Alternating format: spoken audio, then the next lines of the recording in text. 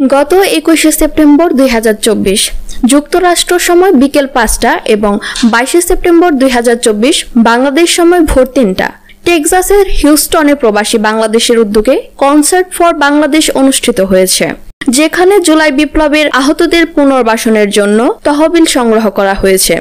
University of হিউস্টনের student centre থিয়েটারে আয়োজিত এই কনসার্ট থেকে প্রাপ্ত সকল অনুদান বাংলাদেশের এনজিও নারী পক্ষের মাধ্যমে আহতদের পুনর্বাসনে ব্যয় করা হবে।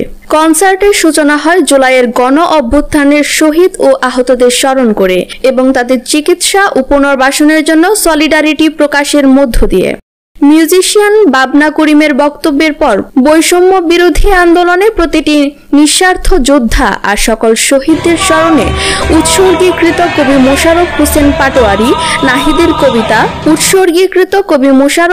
পাটোয়ারি নাহিদের কবিতা অপারগতার গ্লানি আবৃত্তির ভিজুয়াল প্রদর্শন হয়। কুল এক্সপোজারের প্রযোজনায় এবং উস্তাদ আজিজুল ইসলামের বাঁশির ব্যাকগ্রাউন্ড মিউজিকে এই কবিতার সাথে সাগর সেনের কণ্ঠে অসাধারণ আবেগপূর্ণ আবৃত্তি দর্শক শ্রোতাদের মন ছুঁয়ে যায়।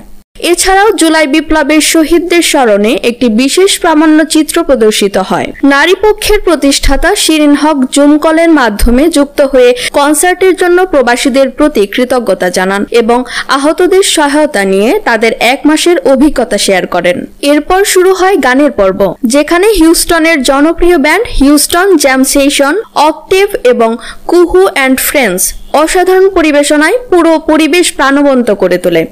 কনসার্টের সমাপ্তি হয় সকল ব্যান্ডের যৌথ পারফরমেন্সে ধন্য ধান্য পুষ্প ভাড়া আমাদের এই বসুন্ধরা গান দিয়ে, যা দর্শকদের আবেগে ভাসায়। ইভেন্ট শেষে মোট $15,000 সংগ্রহ করা হয়।